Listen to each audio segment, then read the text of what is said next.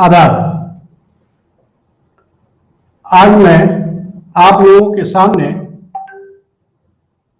Unit 4 जो दक्कन और दक्षिण हिंदुस्तान के सूबा के बारे में उसके सियासी हालात क्या रहे हैं उस पे हमारा आज रोशनी डालेंगे। नाज़रीन, हम और आप जानते हैं कि हिंदुस्तान का ये दक्षिणी इलाका जो सिर्फ चंद्रगुप्त मौर्य के यानी कि मौर्य वंशों ने जो हुकूमत किया उसके बाद गुप्त हुकूमत में समुद्रगुप्त के जमाने में कुछ इलाके में वहां हुकूमत किया। उसकी वजह यह थी कि जो साउथ का जो इलाका था वो वहां पे 3-4 बड़ी नदियां उनको क्रॉस करने के बाद ही वहां पर जाया जा सकता था। एक रावी नदी हो गया, नर्मदा नदी हो गया, कृष्ण नदी हो गया।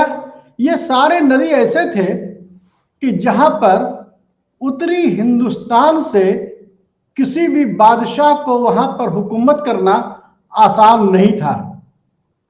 लेकिन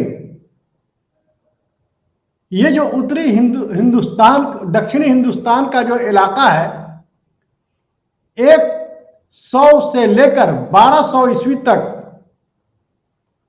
सियासत का बहुत बड़ा दौर रहा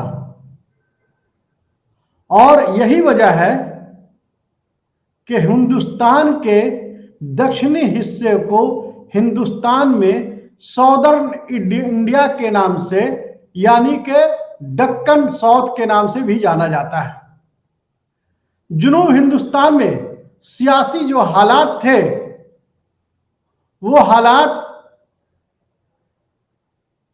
या हम कह सकें कि हुक्मरान जो बहुत ही अहमियत के हामिल थे वो चालुक्य, पल्लव, पांडे, राष्ट्रकूट, चोल और सातवाहन, ये सब सारे ऐसे जो थे जो वहां पर हुकूमत कर रहे थे। और साउथ का हिस्सा जो था वो आज का महाराष्ट्र, कर्नाटक, जनूबी कर्नाटक, तमिलनाडु और बॉम्बे का इलाका जो महाराष्ट्र का इलाका है वो सारे ऐसे जो थे जो वहां पर इन हुक्मरानों के जरिया हुकूमत कर रहे थे। लेकिन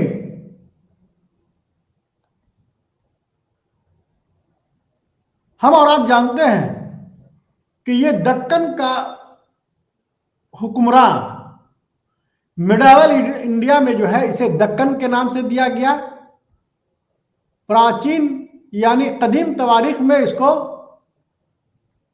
दक्षिण यानी कि दक्षिण का हिस्सा जो है कहलाया गया। बाद में उसको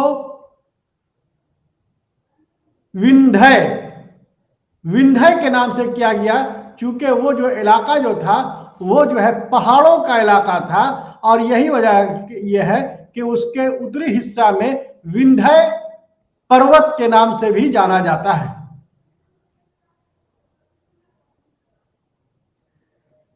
दक्षिण में मौर्यों और गुप्तों का मैंने इससे कबल भी बताया था कि ये लोग हुकूमत जो है किसी न किसी शक्ल में कर रहे थे, लेकिन वहां पर जागीरदाराना निजाम उन लोगों ने हासिल कर रखा था।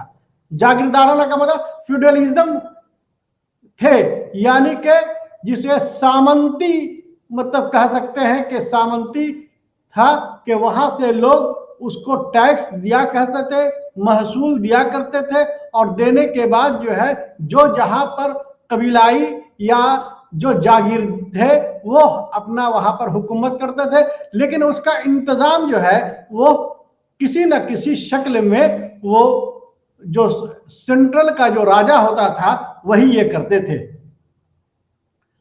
लेकिन बाद में चोलाज, चेराज, पल्लव, पांडे, ये सब सारे जो है शुरुआती दौर में 3 से लेकर ये लोग एक तीसरी शताब्दी के बाद बहुत तेजी के साथ वहां पर हुकूमत करने लगे। और यही वजह है कि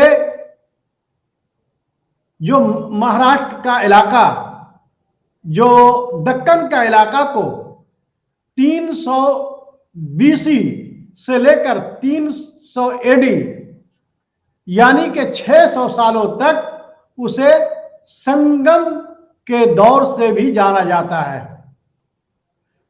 नाज़रीन, संगम दौर का मतलब यह होता है कि इस संगम दौर में लिटरेचर और आर्ट का बहुत ज्यादा तरक्की होती है।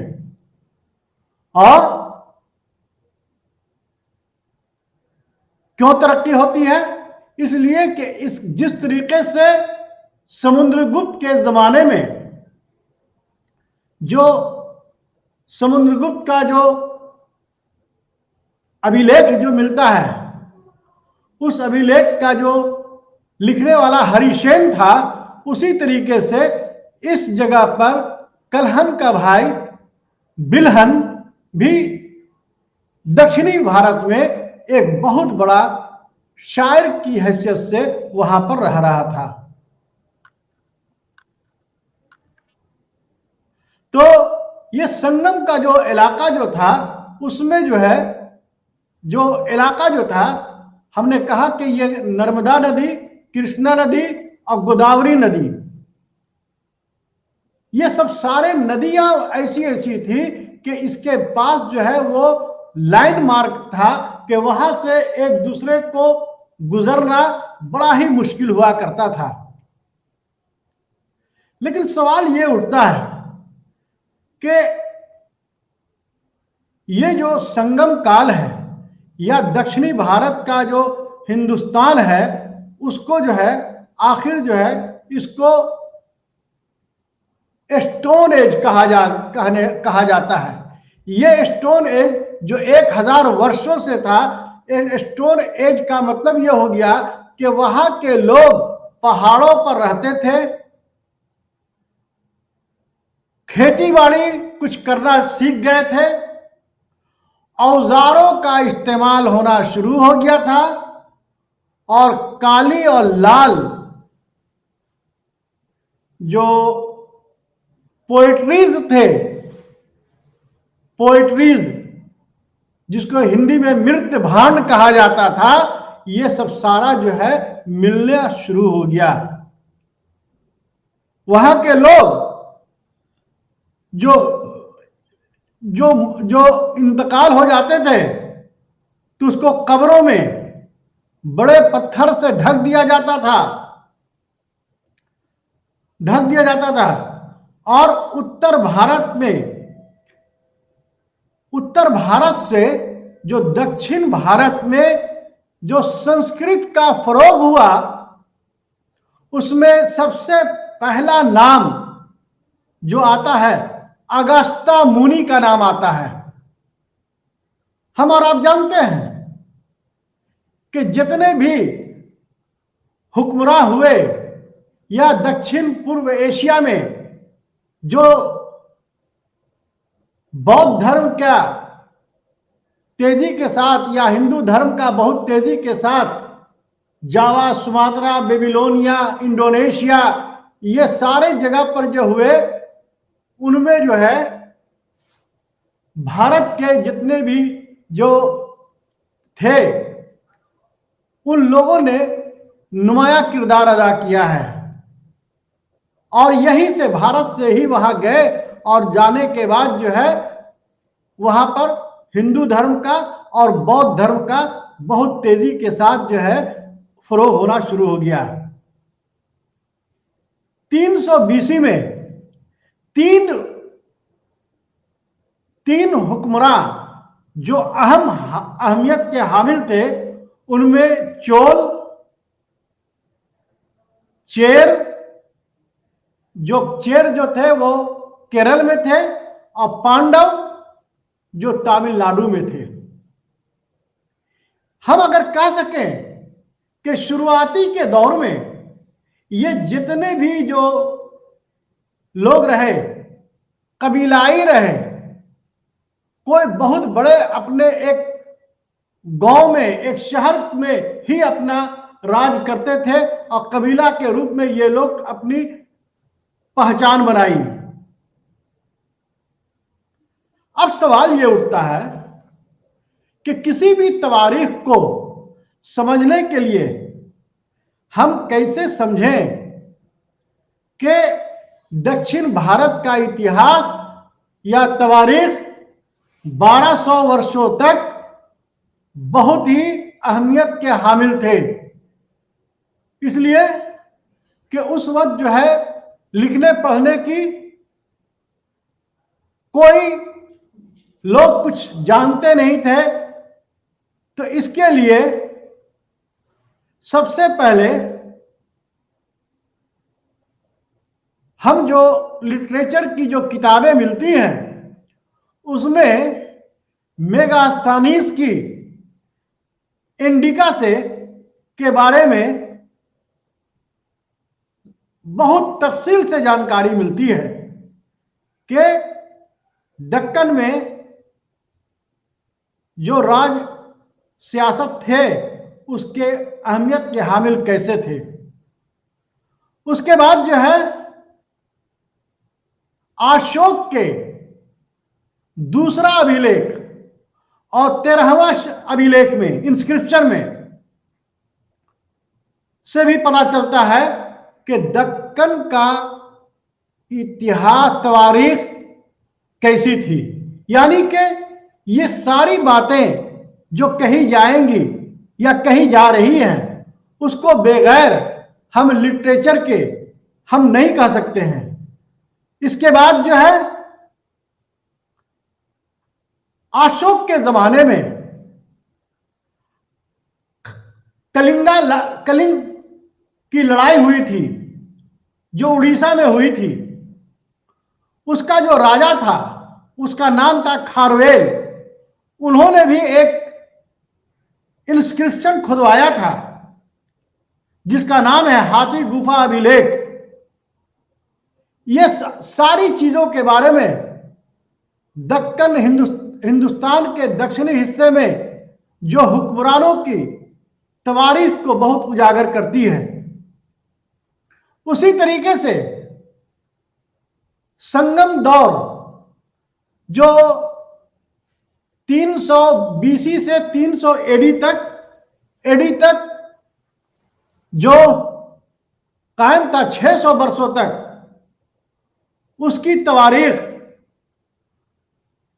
जो मौर्य काल के शासन में 150 BC तक जो मिलते हैं और जो तमिल शायरों के जरिया जो बैठक काउंसिल होती थी, हम और आप जानते हैं। जिस तरीके से बौद्ध धर्म में जो काउंसिल हुआ करते थे, 4 काउंसिल हुए, उसी तरीके से संगम दौर में भी 3 काउंसिल हुए। काउंसिल का मतलब बैठक करना, संगोष्ठी करना या नहीं तो मीटिंग करना। किस लिए? कि किसी खास मौजू पर एक बहस होती थी।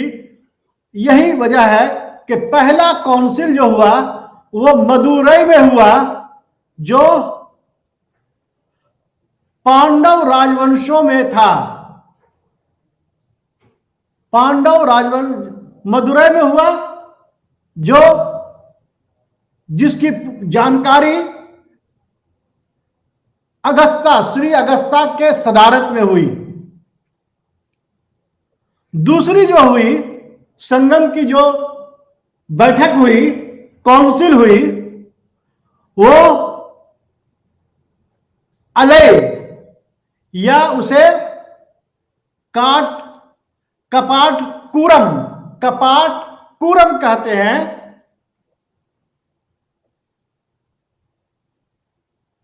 इसकी जो सदारत जो किया था तिलकप्पार। देखिए ये सब जो है संस्कृत के साथ साथ ये तमिल नाम है। इसे नाम को हम नाम ही में उर्दू में नहीं कह सकते, चूंकि उनका नाम है। इसलिए आप समझ जाइए कि अलय में जो अलय जिसको कपाटकुलम कहते हैं, उसकी सदारत तिलकप्पार जो व्याकरण का एक बहुत बड़ा ग्रंथ था, और उसी में बताया गया है कि कदीम तवारीख में शादियात कितनी तरह के होते हैं, उन्होंने बताया। इसी व्याकरण में बताया गया कि 8 तरह की शादी होती है। मैं इस मौजू पर नहीं जाऊंगा। मैं तीसरी जो मतलब के जो संगम हुआ था, बैठक जो हुई थी, वो मट्टुरै में, मट्टुरै जिसका जो है जगह का नाम था श्री नक्की तीसार।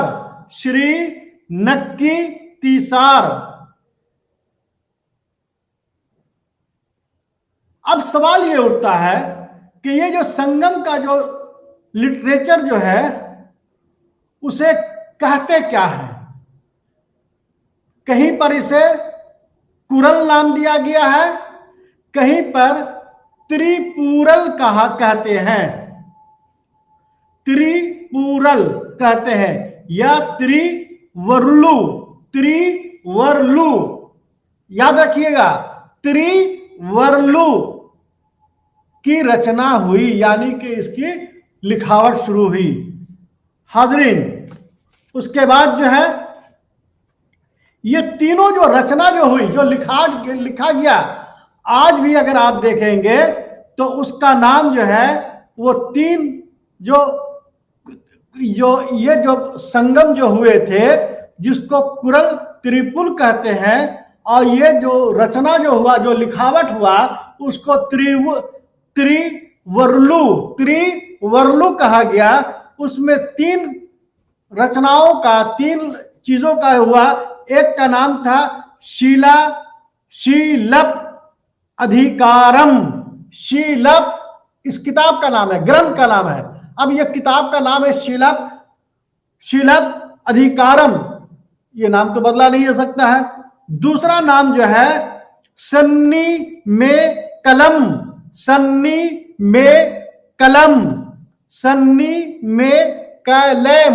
तीसरा जो था जैन ग्रंथ था। जो ये सारी चीजों की जानकारी इन संगम लिटरेचर से पता चलता है। और ये जो है चोल वंश का राजा जो था उड़ के जमाने में, जो कावेरी पट्टम में जो था, यह जो है इन्होंने ही अपने जमाने में कवियों को बुलाकर इन्होंने पूरी चीजों को लिखाया। और उनका जो चोल का जो राज चिन्ह था, जो राजा का जो पहचान थी, वो बाघ थी, शेर थी। जिस तरीके से आपसे पूछ दिया जाए कि आज जो है भारत का निशान क्या है, तो आप क्या कहेंगे? अशोक का जो है जो स्तंभ अभिलेख जो लेख है, इंस्क्रिप्शन है, उसके ऊपर जो बाघ का चिन्ह बना हुआ है, उसे कहेंगे। नाज़रीन, मैंने सबसे पहले आपको बताने की कोशिश की है कि ये सारे जो दक्कन में जो राजा थे, उनकी क्या हैसियत थी। अब सवाल ये उठता है कि जो दक्षिणी भारत में जो इलाका है, वो इलाका करीब करीब पांड्य, पल्लव, चेर, चालुक्य, राष्ट्रकूटाज, वकाटक, ये सारे जगह ये सारे जो है छोटे छोटे शासक हुए हैं। इनमें से कुछ कबीलाई भी हुए हैं और कुछ मजबूत शासक हुक्मरान भी हुए हैं। लेकिन हम अब आपको ये बस इख्तिसार में ये बताना चाहेंगे कि जो महाराष्ट्र का जो हिस्सा जो है, जिसको विदर्भ करते हैं, वहां पर वकाटक हुकूमत जो है हुकूमत कर रही थी। उनकी दो शाखा बन गई, एक पूर्व और एक दक्षिण। उन लोगों ने जो शासक जो थे, जो हुक्मरान थे, वो वैदिक यज्ञ या बड़े बड़े उपाधि यानी कि लक़ब से नवाजा जाता था। और ये लोग जो है, इन लोग जो है वकाटक जो हुक्मरान जो थे, वो शांति प्रिय थे, अमन वाले शासक थे। और जब अमन वाले शासक हो गए तो जाहिर सी बात है कि वहां पर लिटरेचर का, आर्ट का फरोग होगा। उसके बाद कर्नाटक, उत्तरी कर्नाटक जिसे कन्नड़ कहते हैं, उसमें जो है चौटुओ छोटा सूबा बनाया, जो 4 सदी तक हुकूमत करता रहा। और कदम्बों के जरिया एक हुक्मरान गुजरा है जिसका नाम कदम्ब है, उसके के जरिया उसे जवाल देखना पड़ा। उसके बाद जो है मयूर सम्मन एक हुकूमत हुई जो कांची के हिस्से में हुकूमत कर रही थी। ये सब सारे जितने हुक्मरान रहे हैं, ये सारे जो है ब्राह्मण धर्म को फरोग काफी दिया। यही वजह है कि इन्होंने इंस्क्रिप्शन वगैरह जो है बहुत ज्यादा उससे पता चलता है। जैसे वेगी, करलू, ये सब सारे जो है, इसमें से सबसे ज्यादा जो थे 440 से 60 तक मधुवर्मन हुकूमत किया, जो उस जमाने में घोड़ा का यज्ञ, जिसे हिंदी में अश्वमेध यज्ञ कहते हैं। मैंने आपको पहले भी बताया था कि यह अश्वमेध है क्या। अश्वमेध, राजमेघ, वाजपेयी मेघ, इसका मतलब यह हुआ कि तीनों जो थे वो राजा जो है अपनी शक्ति का प्रदर्शन करता था। आज भी 26 जनवरी या 15 अगस्त के मौके पर राज यज्ञ, इसका मतलब यह हो गया कि राज का उसको प्रदर्शन करना कि मेरे पास ये औजार है, ये सामान है, ये टैंक है। यानी कि लोगों को उसी तरीके से उस जमाने में भी 3 तरह के जो है यज्ञ होते थे, और इस यज्ञ का जो है बहुत ही अहमियत का हामिल था। उसके बाद जो है मधुवर्मन ने, वो ब्राह्मण धर्म का मानने वाला था, और उसने जो है 7वीं सदी में चालुक्य को दक्कन में लगातार वहां पर हुकूमत करता रहा। उसके बाद दक्षिणी कर्नाटक में एक खानदान की शुरुआत राजा मग कहलाता था। जो राजा बादशाह होते थे वो राजा मग कहलाता था। बाद में गंगावाड़ी कहलाने लगा, और ये इलाका पहाड़ी का इलाका था, खेती का काम नहीं होता था। इस इलाके में पल्लव और चालुक्य हमेशा लड़ाई करते थे। उसी तरीके से दक्कन हिंदुस्तान की सियासत में एक अहम मुकाम हो गया। तमिलनाडु और केरल के संगम में अहमियत के हामिल होने लगे। पल्लव की सियासत में एक अहम हिस्सेदारी हुई। पल्लव रिवर, उससे टोंडई मंडलम, टोंडई मंडलम, टोंडई मंडलम कहते हैं, उस जगह पर मतलब कि जो है हुकूमत करना शुरू कर दिया। संगम दौर में तमिलनाडु और केरल में काल भैरव का काल भैरव का कब्जा हो गया, जो ब्राह्मण के खिलाफ हुकूमत करने लगे। उसी तरीके से काल भैरव जो थे वो जैन धर्म के मानने वाले थे और उन्होंने जो है चेराग, चोल, पांड्य को संगम दौर में खत्म कर दिया था और एक नए खानदान की शुरुआत हुई जिसे चालुक्य वंश कहते हैं। क्या कहते हैं? चालुक्य वंश कहते हैं। अब आपको मैं बताना चाहूंगा कि जो चालुक्य जो थे उसके जो पहला जो राजा जो थे वो जो है वो दंती दुर्ग थे। क्या थे? दंती दुर्ग, जो कीर्तिवर्मन सेकंड को हरा दिया था। उसके बाद चालुक्य के स्थान पर राष्ट्रकूट आ गए और फिर जो है चालुक्य। देखिए सामीन, एक बात हमेशा याद रखिए कि आप ये देखेंगे कि चालुक्य जो बादामी शासक था उसका जो हुकूमत जो हुआ तो उसमें आप अगर गौर करेंगे तो आपको ये समझ में आएगा कि लगातार 200 वर्षों तक एक दूसरे से लड़ाई, एक हुकूमत। देखिए चोल जो है वो दूसरी शताब्दी में भी बहुत तेजी के साथ आगे बढ़ा और क्या हुआ कि तीसरी शताब्दी या छठी शताब्दी में फिर मतलब कि ये हुए। तो इस तरीके से आप अगर देखेंगे तो आपको समझ में आ जाएगा कि चोलों ने जो है वो जो है लगातार हुकूमत अपना करता चला गया। इसी तरीके से आप ये देखेंगे कि पुलकेश उसमें जो है सबसे ज्यादा जो मतलब कि जो हुकूमत जो मतलब कि ये हुआ वो हुकूमत जो है वो बादामी मतलब कि जिसको जो है चालुक्य शासन कहते हैं उसका पुलकेशिन प्रथम था, जो 535 से लेकर के 566 ईस्वी तक राज किया। पुलकेशिन की उपाधि जो पुलकेशिन ने अपने लक़ब में हमेशा महाराज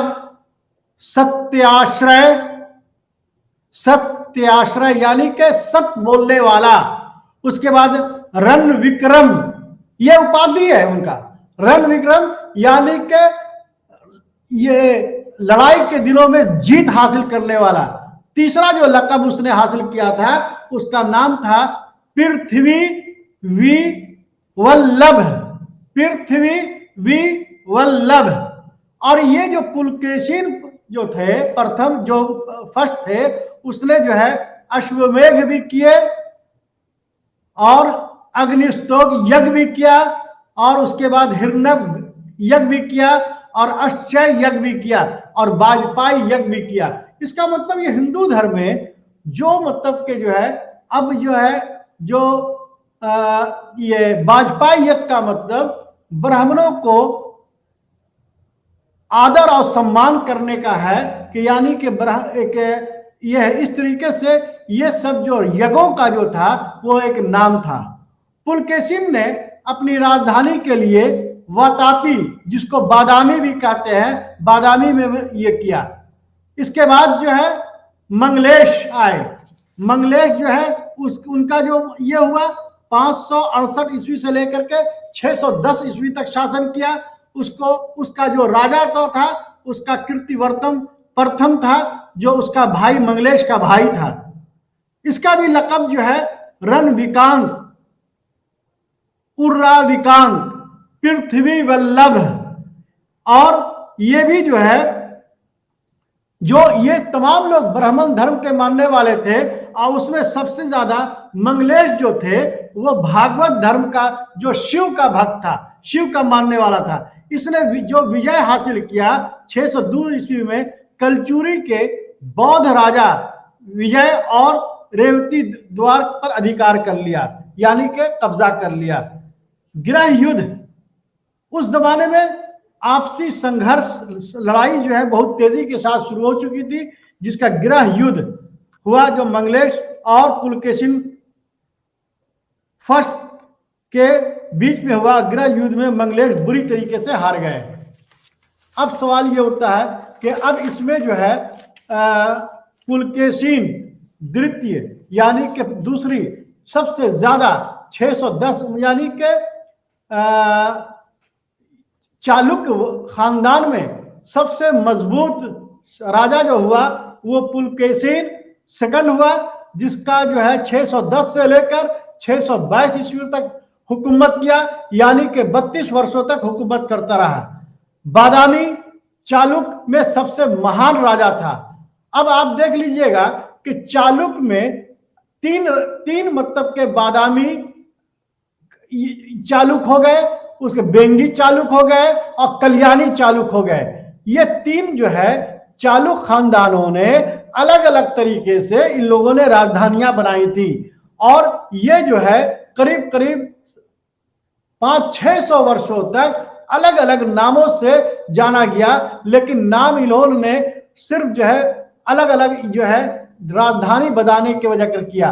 पुलकेशिन जो सेकंड था वो बड़ा ही मजबूत, बहुत ही माहिर हुक्मरान था। उसे जो है लक़ब जो दिया गया उससे वल्लभ, उसके बाद दूसरा लक़ब जो उसे दिया गया पृथ्वी वल्लभ, पृथ्वी वल्लभ। उसके बाद जो है चौथा जो है दिया गया उसको परमेश्वर। फिर उसके बाद क्या दिया गया परम भागवत, यानी कि शिव धर्म का मानने वाला, यानी कि वो जो सबसे ज्यादा। इससे ये पता चलता है कि वो जो हुकूमत जो थी वो सारे लोग जो है हिंदू धर्म से ही मतलब ये होते थे। और आज यही वजह है कि दक्षिणी हिस्से में बहुत तेजी के साथ हिंदू धर्म का क्या नाम है उरूज हुआ। आप देख लीजिएगा उत्तरी हिंदुस्तान में बौद्ध धर्म, जैन धर्म के साथ हिंदू धर्म का बहुत तेजी के साथ तरक्की हुई, लेकिन दक्षिणी भारत में हम देखते हैं कि हिंदू धर्म का बहुत तेजी के साथ ये हुआ। उसके बाद जो है उसके बाद देखिए अब सवाल ये उठता है कि आखिर जो है पुलकेशिन सेकंड के बारे में इसको जो है जानकारी कहां से होती है। हम और आप जानते हैं रविकृत के जरिया एक लिखी हुई इंस्क्रिप्शन थी जिसे आईहोल इंस्क्रिप्शन के नाम से जाना जाता है। क्या लिखा है एहोल के नाम से जाना जाता है।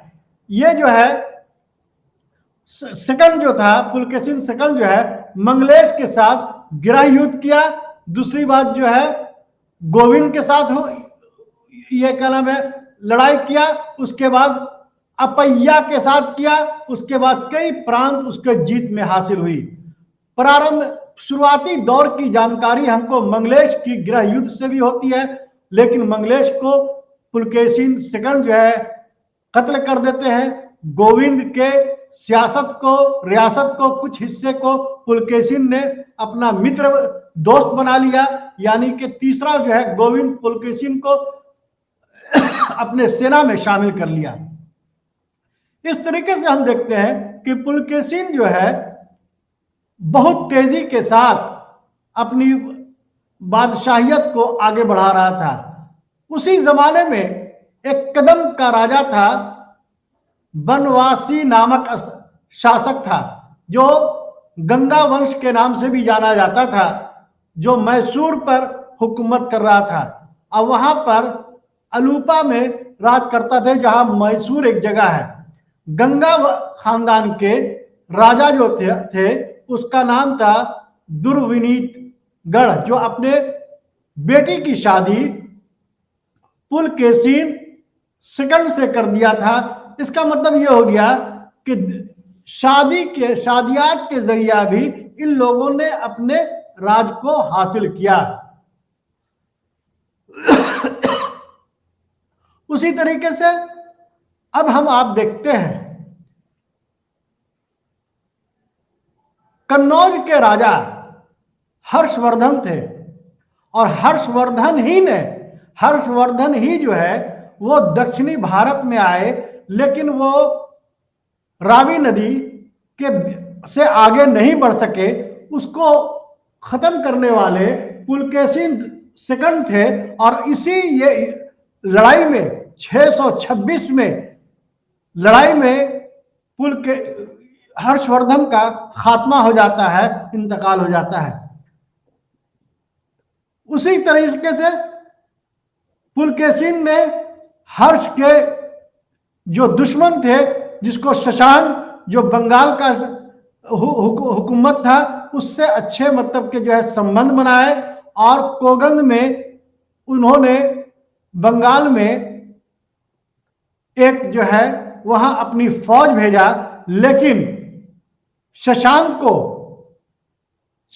के जो वंशज जो थे उस वक्त मेघवर्मन थे, वहां पर उन्होंने क्या किया कि मेघवर्मन को हुकूमत दे दिया और वहां से गंगा जो है, चूंकि ब्राह्मण धर्म से ताल्लुक रहता था, हिंदुओं में गंगा का अहमियत बहुत जबरदस्त था। अपना गंगा का पानी लेकर आया और आने के बाद जो है वो अपने इलाके में जो है एक नदी बसाया। हम उसके आगे आप लोगों को बताएंगे। उसके बाद जो है क्या हुआ कि चोल, पांडव और केरल पुत्र के साथ पुलकेशिन ने दोस्ताना ताल्लुक कर लिया। पल्लव के साथ उन्होंने युद्ध किया और पल्लव को जो है बादामी चालुक्य के बीच जो लड़ाई हुई, तुंगभद्रा और कृष्ण नदी के बीच में जो दोआब यानी कि दो नदियों के बीच में था, उसको जो है उसके वजह कर एक जबरदस्त लड़ाई हुआ। पल्लव नरेश महेंद्र वर्मन को हरा दिया और बाद में नरसिंह वर्मन ने पुलकेशिन द्वितीय सेकंड को हरा दिया और उनकी पीठ पर तलवार से जीत हासिल कर डाली। पल्लव के हाथों में शर्मनाक हार हुई और इसके बाद पुलकेशिन द्वितीय जो है मारा भी गया। इस तरीके से चालुक्य खानदान का खात्मा हो गया। चालुक्य खानदान का विदेशी नीति यानी कि फॉरेन मामले में बहुत अच्छा मतलब यह था, पुलकेशिन ने तबारी के मुताबिक ईरान के राजा खुसरो सेकंड से एक अम्बेसडर भेजा था और खुसरो ने भी बदले में एक अम्बेसडर बादामी भेजा था। बाद में इसके जो है विक्रमादित्य प्रथम जो हुए, पल्लव से किसी तरह बादामी से छुड़ाकर विक्रमादित्य प्रथम ने चालुक्य वंश के कुछ क्षेत्र में राज कायम किया। इसी तरीके से हम देखते हैं कि पुलकेशिन सेकंड के जमाने में एक रविकृति से संस्कृत जुबान को बहुत उरूज दिया। उसके बाद अजंता के गुफाओं में जो चित्र बना हुआ आज देखते हैं वो पुलकेशिन के जरिया ही बनाया गया। अजंता एलोरा जो आपका जो है जो बनाया गया था वो पुलकेशिन सेकंड ही ने बनाया था। विक्रमादित्य के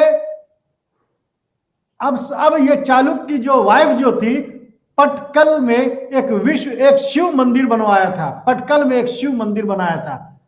पल्लवों से बराबर हार के वजह कर इस चालुक्य राजा की खात्मा हो जाती है और राष्ट्रकूट दंतिवर्ग ने जो है हरा दिया था। कुछ समय के बाद जो है यह बहुत तेजी के साथ जो है आगे बढ़ा। अब आप देखेंगे तो उसके बाद जो है आपको पल्लव जो है जो खानदान जो था वो 350 से लेकर के 800 एडी था। पल्लव वंश को खानदान को वृक्ष यानी कि दरख्त की टहनी भी कहते हैं। दूसरे में जो है उसको लता लता या नहीं तो उसको कुछ लोग डाकू भी कहते हैं। इसकी राजधानी जो थी वो कांची में थी। कांची जो उस जमाने में तालीम का एक अहम मरकज था। इसके जो कायमशुदा जो थे वो सिन विष्णु थे और सिन विष्णु ने 300 से लेकर 600 ईस्वी तक यानी कि पल्लव खानदान ने 600 ईस्वी तक पूरे भरपूर तरीके से हुकूमत किया और 200 के बाद जो है उसका खात्मा हुआ। मजबूत तवारीख देखने के बाद इससे यह समझ में आता है कि इसका जो है सही कायमशुदा जो हुक्मरान होगा वो सिन विष्णु वर्मन था, जो 600 ईस्वी के बाद आया, जो ब्राह्मण जाति का था। कुछ तवारीखदारों का कहना है कि 575 से लेकर 600 तक इन्होंने हुकूमत किया और ये बड़े बड़े लकब से नवाजे जाते थे। उस लकब में जो है जो पुत्रियायन, अवंती सिन, कलपरो, पांड्यों और चालुक्य को भी हराया। इनके हुकूमत में नाज़रीन हम देखते हैं कि जितने भी हुक्मरान होते हैं तो अपने अपने हुकूमत में बड़े बड़े शायरों को, कवियों को, पोएट को रखते हैं। उसी तरीके से आप अगर हम देखते हैं पल्लव वंश के सिन विष्णु वर्मन ने भी एक बहुत बड़ा महान शायर जिसका नाम था भारवी, इनके जरिए जो एक किताब लिखी गई उस किताब का नाम था किरता अंजुमीयन। नोट कर लीजिए, भारवी जो किताब जो शायर था उसका नाम है और उसके जरिया जो लिखी हुई किताब है उसका नाम है किरता अंजुमीनियम। इसका मतलब यह हो गया कि विष्णु गोप जो है वो कांची का मतलब यानी कि आज का केरल का वो बादशाह था। पल्लव वंश जो है 2 नदियों के बीच में वो हुकूमत कर रही थी। एक का नाम था मिनाली नदी और दूसरे का नाम था कावेरी नदी। जो कावेरी नदी जो है वो कहाँ है? कांची में है। आज का जो मतलब एक बहुत बड़ा बंदरगाह है। अब आप इससे जो है आप समझ में आ जाएगा कि बंदरगाह रहने का मतलब यह है कि वहां पर वो धार्मिक और उसको जो है वो संस्कृत के उरूज में बहुत नुमाया किरदार अदा किया है। उसमें एक धार्मिक जो मजहबी जो नाम थे माल ललपुरम जिसको संस्कृत में कहा जाता है। ये जो है अश्वत्थामा का वंशज मानते हैं। इसको किसको मानते हैं? ये जो पल्लव वंश के जो शासक हुक्मरान थे वो अश्वत्थामा खानदान का मानते हैं। हरिद्वार का ये ब्राह्मण हुआ करते थे जो वहां पर जाके माइग्रेट होने के बाद पल्लव वंश का प्रतीक बना। और हर शासक का अपना अपना एक प्रतीक होता है, निशान होता है। उसका जो है बैल था जो आगे चल करके उसको शिवलिंग, बाद में शैव और वैष्णव का मानने वाला शुरू हो गया। इसकी तवारीख जो है कदीमी तवारीख जो है 300 ईस्वी से मिलता है, जो शक पल्लव पार्थियन के नाम से जाना जाता है। इसके बाद जो है शक सातवाहन जो जूनागढ़ अभिलेख जो गुजरात, सौराष्ट्र के गुजरात में है, उसका गवर्नर सुविशाख पल्लव वंश को कायम करने वाला राजा वकाटक वंश खानदान को मानते हैं। सातवाहन खानदान के सामंत पुलकेशिन सेकंड सबसे मजबूत शासक और हमेशा पल्लवों से संघर्ष चलता रहता था। पल्लव और पुलकेशिन के बीच में नर्मदा नदी के किनारे कांची में नागवंश की शासन में कलभरों के द्वारा घिर गया। उसके बाद जो है महेंद्र वर्मन 600 से लेकर 630 ईस्वी तक वो हुकूमत करता रहा। वो एक बहुत बड़ा ये संगीत क्या नाम है, ये म्यूजिक का बहुत बड़ा रसिया था। म्यूजिक बहुत अच्छा मतलब कि ये होता था। उसके बाद जो है उसका जो गुरु जो था वो जो है रुद्राचार्य, जो उस वक्त का महान बहुत बड़ा कवि था। और वो जो कवि जो था वो जैन धर्म को मानने वाला था। इसका मतलब यह हुआ कि दक्षिण भारत में जो शैव धर्म का, विष्णु धर्म का, भागवत धर्म का और ब्राह्मण धर्म बहुत तेजी से बढ़ रहा था, यहां पर आकर के महेंद्र वर्मन ने वो जैन धर्म को मानने लगा। इसके बाद जो है उसकी जो एक लिखावट जो है, जो किताब है, उसका नाम है मता विलास प्रसन्न, मता विलास प्रसन्न, जिसमें सुबह का जुडिशियरी और वहां का एडमिनिस्ट्रेशन का, और उसमें जो है जो बहुत सारी बुराइयां थी उसमें सारी चीजों की जानकारी मिलती है। किसमें? मताविली प्रसन्ना में। ये सारे जो है ये इस हुकूमत में या इस किताब में ये भी पता चलता है कि वहां पर बौद्ध धर्म का बहुत ही मजाक उस किताब में मतलब कि उड़ाया गया है। उसके बाद जो है ये जो महेंद्र वर्मन जो थे वो जो वहां पर उस वक्त का फकीर, जिसको संत अपार के प्रभाव से बाद में फिर शैव धर्म को मानना शुरू कर दिया। वो बहुत बड़ा नाटककार भी था। उसके बाद लिटरेचर का भी ये था, आर्ट एंड आर्किटेक्चर पर बहुत उसकी महारत थी। और उसकी जो लक़ब जो है महेंद्र वर्मन उस चित्रकारी के नाम से दिया गया, जो मंदिर के निर्माण में महारत हासिल था, जिसे महेश्वर कहते थे। यानी कि दक्षिणी भारत में अगर मंदिरों का इस्तेमाल का शुरुआत अगर देखा जाए तो इसमें महेंद्र वर्मन का बहुत बड़ा खिदमत किया जाता है। उसमें महेश्वर, गुणधर, मत विलास, ये सारे जो मंदिरें जो थी इन्हीं के जमाने में बनाया गया। महेंद्र वर्मन के हुकूमत में हर्षवर्धन और पुलकेशिन था और उन दोनों के बीच में लगातार लड़ाई चलती रहती थी।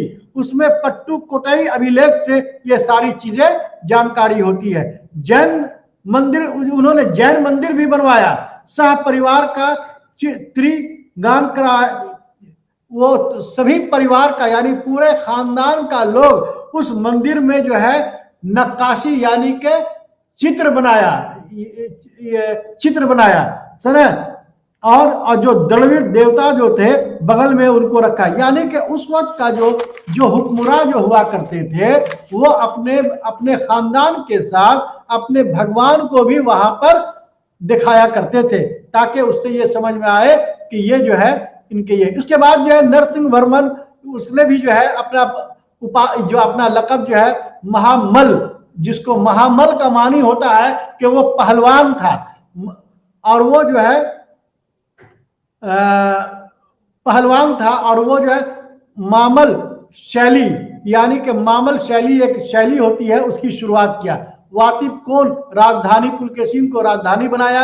और उसके बाद जो है महेंद्र वर्मन जो है हुकूमत किया, जो बहुत बड़ा जो उसे जो है विद्या विनीत उपाधि हासिल की।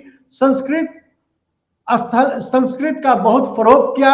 उससे मालपुरम में मंदिर, गणेश मंदिर का जो ये तामीर करवाया। उसके बाद नरसिंह वर्मन सेकंड जो 695 से 722 ईस्वी लंबा शासन किया, उसका जो है उसने भी अपना लक़ब जो है परम शिव का उपासक माना जाता है। शंकर का ये मानने वाला था और आग्रम प्रिय कहलाता था। शिव का अवतार बोलता था और वो कामदेव की तरह सुंदर वाला परम भागवत, यानी कि तमाम खूबियां उस महेंद्र नरसिंह वर्मन, नर के मानी होता है आदमी और सिंह के मानी होता है बहादुरी के। इसका मतलब ये हो गया कि ये बहादुर पहलवान शख्स था। उसने जो है गौंडैपुरम में एक बौद्ध विहार बनवाया, जिसे बौद्ध विहार के नाम से जाता है। आज उसे पगौड़ा के नाम से पगौड़ा कहा जाता है। नरसिंह वर्मन का यहाँ से जो है वो जवाल का वक्त शुरू हो जाता है। इस तरीके से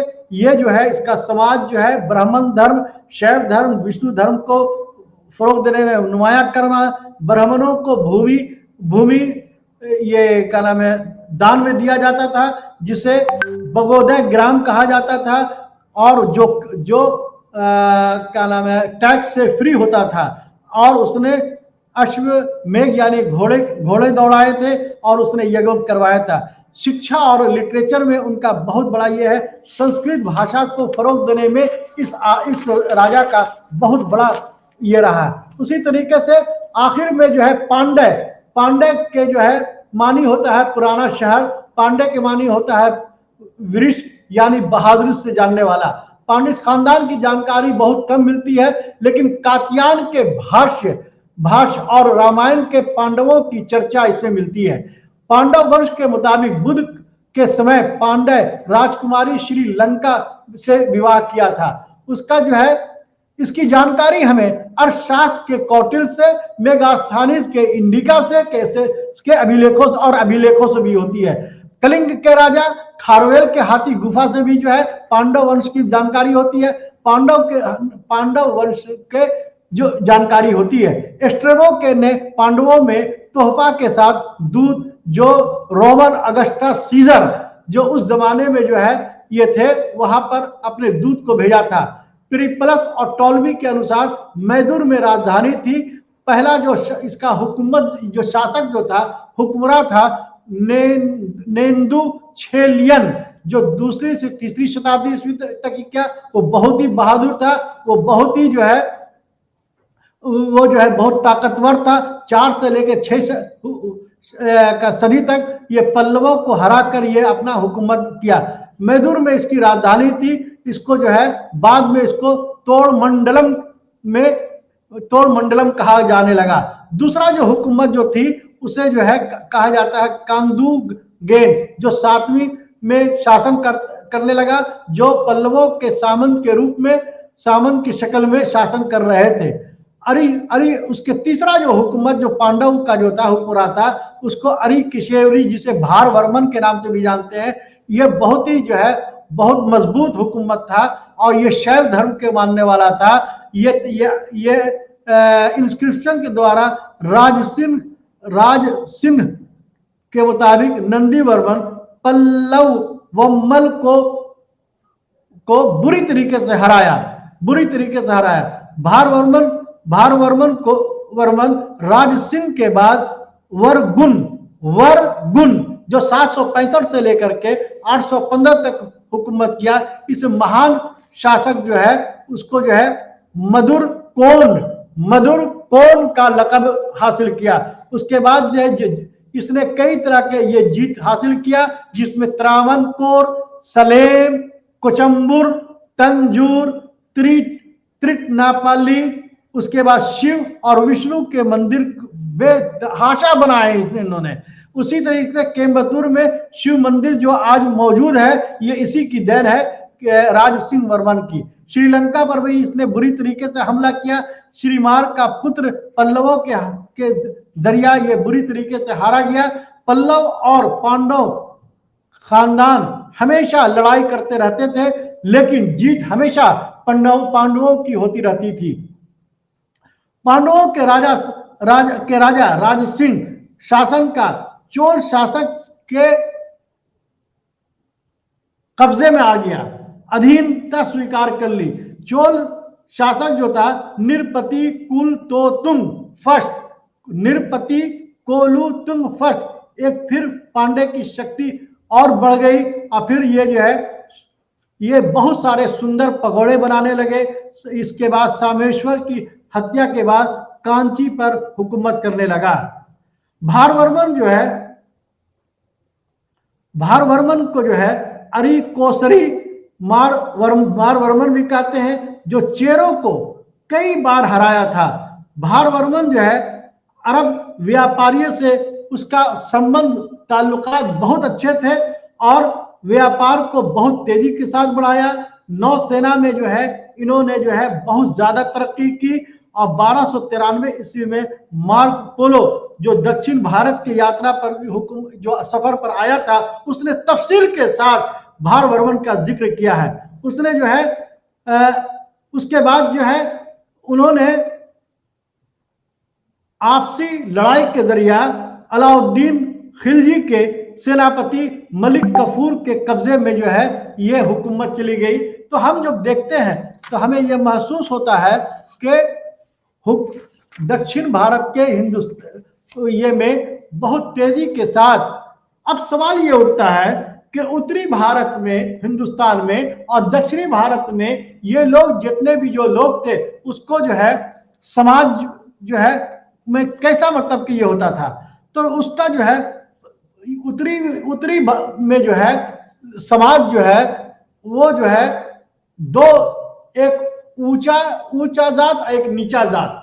लेकिन यहाँ पर जो जातें जो होती थी वो जो है एक जो है ब्राह्मण, ये क्या नाम है, सामंत यानी कि राजा का खानदान और एक दूसरा जो है वो आम आदमी का खानदान। इसका मतलब ये होता है कि इन हुक्मरानों ने बहुत तेजी के साथ हम देखते हैं कि दक्षिणी भारत में जिसमें कांचीपुरम हो गया, मल्ल हो गया, फिर उसके बाद जो है ये सब सारे जगह पर संस्कृत को बहुत तेजी के साथ मतलब के आगे बढ़ाया। उसके बाद जितना भी दक्षिणी भारत में जो मंदिरें जो देखने को मिलती हैं उसको जो है बहुत तेजी के साथ जो है विकास किया, तरक्की किया। उसके बाद जो है शायर और संस्कृत में बहुत तेजी के साथ मतलब कि ये हुआ। आज जो देखते हैं कि अजंता एलोरा ये सारी मतलब के जो है इन्हीं के जमाने में बहुत मतलब के ये हुआ। उस अजंता और एलोरा में जो है अगर आप देखेंगे तो आपको ये महसूस करेंगे कि अजंता और एलोरा में जो है 34 गुफाएं हैं, 34 गुफाएं। और ये 34 गुफाओं में 1 से लेकर 12 तक जो है वो बौद्ध धर्म का मतलब कि जो है दिखाई देता है। 12 से 29 जो मतलब गुफा है वो हिंदू धर्म का दिखाई देता है और 30 से 34 जैन धर्म का दिखाई देता है।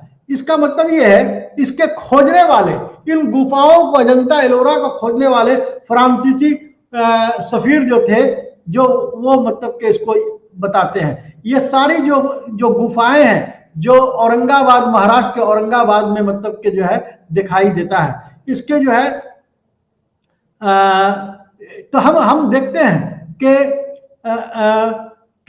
दक्षिणी भारत में खासकर क्या नाम है ये में हिंदू धर्म का बहुत तेजी के साथ जो है वो उरूज हुआ। और उरूज होने के बाद जो है वहां पर काफी मतलब के जो है ये हुई। और सबसे बड़ी बात यह है कि दक्षिणी में भारत में होने के बाद जो है जितना ये जितने जो है आज जो देखते होंगे कि नौसेना का जो मतलब कि ये है या पानी का जो ये क्या नाम है, पानी के जरिया जो ये जो होता है कश्ती के जरिया जो व्यापार जो होता है वो बहुत तेजी के साथ जो है उरूज में आया। और यही वजह है कि इस हुकूमत का बहुत तेजी के साथ जो है ये उरूज हुआ। और सबसे बड़ी बात यह है कि पुलकेशिन जो है और जितने भी जो शासक जो उत्तरी भारत हिंदुस्तान के जो हुए, उत्तरी हिंदुस्तान के जो हुए, वो सारे लोग जो है दक्षिणी भारत हिंदुस्तान में आने से बहुत गुरेज किया। लेकिन दक्षिण में जो भी हुक्मरान रहे, चाहे वो छोटे हुक्मरान रहे या बड़े हुक्मरान रहे, उन्होंने अपनी जिंदगी को बहुत ही जो है मजबूती से और बहुत ही लिटरेचर में, आर्ट में, कल्चर में तरक्की दी। शुक्रिया।